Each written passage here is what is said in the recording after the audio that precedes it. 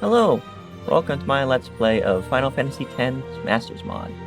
If you haven't heard of it, it's a complete rebalance by Klikk. So he rebalanced the Spira grid, all the bosses, and even the random enemies. So everything's a pretty tough challenge, but it is fair and grindless.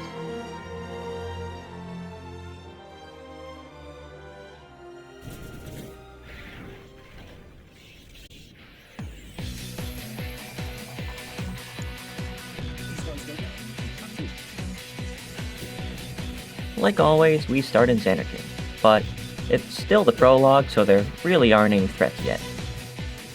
So while we escape the city, I'll give my big disclaimer. This isn't a blind playthrough. I've gotten all the way to the Seraph, which is this mod's version of Pennance. I haven't softlocked myself, but there's some mistakes that I made along the way, and I really want to give myself the best chance I can to beat this guy. Plus, this mod's pretty fun, so it's worth playing twice.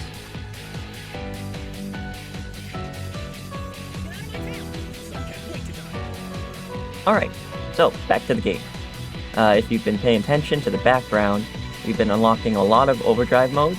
So one thing about this mod is you can't actually go into the bosses with full overdrives. They'll start at 0, so you really need to make sure that your setup is right if you want to rely on overdrives during the actual boss fight, which, especially in the early game, that matters.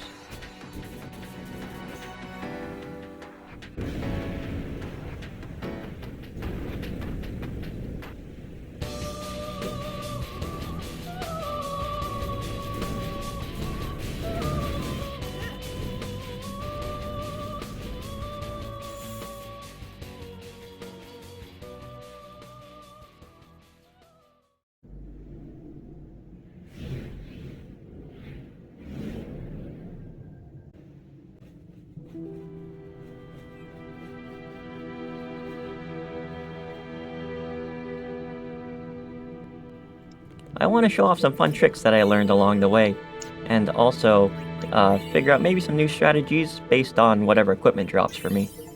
Spoilers are actually fully encouraged in the comments, but for those who want to play along blind, I'll give timestamps and spoiler warnings for each of the bosses. Personally, I think that part of the fun is discussing how the different strategies can get through the really difficult encounters, or just like seeing how different builds can get through it. Because there will be a little bit of differences between each playthrough.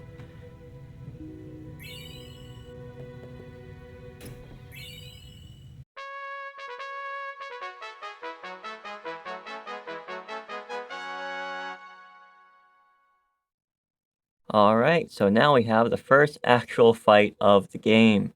So if you're playing blind, feel free to come back later. It's a great mod and a really good challenge. So, of course, we don't have many tools, but one thing we do have is Tidus's Overdrive. So, we'll get 1 or 2 good shots if we put on Loner.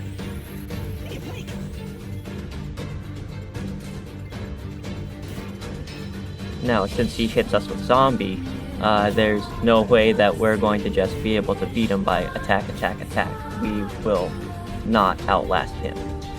So, the name of the game is Attack and Defend. Since we have the 2 turns, we might as well use them. This also charges up Loner pretty good.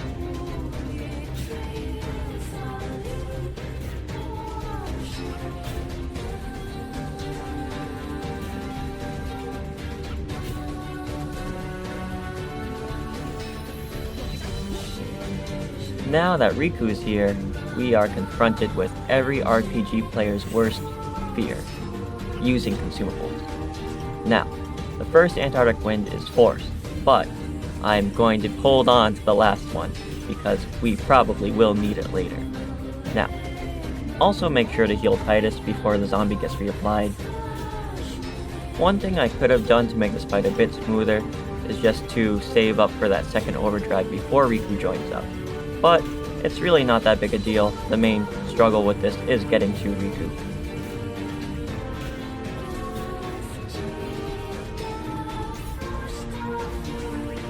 Alright, with our first level up, we can get Cheer for Tidus. This is something that I've never had to use in the actual game, but it's really useful. It's faster than a normal attack, and it also boosts the front line's attack and defense, and it can stack up to 5 times. We get our first random encounter in the water, which isn't really that big a deal, but you'll see on the end screen that we get no gil and no AP. So grinding does not work in this mod. You just want to get from point A to point B and see how many resources you need to use and how many you could save. Another thing to note is with our current party, we can't just focus down the piranhas. We either need to get a lucky crit, or Riku has to proc poison because her first weapon has poison, which is pretty cool. We can actually cheer with Titus, so we take less damage from the hit we were going to take anyways, then focus down the piranha.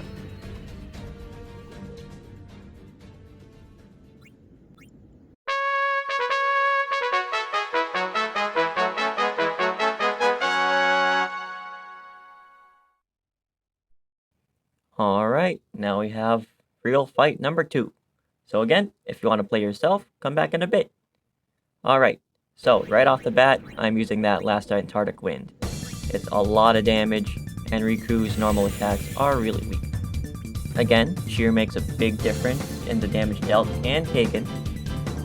Unlike the base game, we don't get the pincer attack, so when he's out of range, we really can't do anything to him. So, instead we cheer, heal, and defend. You can probably notice that once we get 2 or 3 cheers in, we're basically doing double damage and taking half damage, and then also Riku's fast enough to keep everyone healthy. So keep an eye on HP, and there's really nothing to worry about.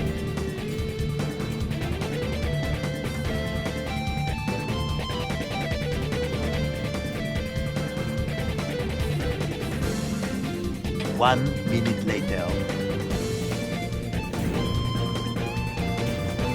I got a bit too greedy there, but on this next run, I actually got a couple of lucky dodges, so I didn't need to use really potions, so it all works out in the end. So I'm hoping that this space will develop into something that a blind playthrough can't really scratch, because, like I said, this is my second playthrough, so I know all of the things that will drop, I know what I'll be able to buy in the end game, and I know which skills I want to prioritize on the Spira grid. But this game is super fun, so I highly recommend you can get it on Nexus mods, and then watch along afterwards to see if I did anything different. Or if you get stuck, maybe you can just get a little hint on how to start a fight, and then come back to it later. And with that, we're off to the save. I hope you'll stick around to see me finally beat Pennance. And if you liked the video, I like your face. Thanks for watching.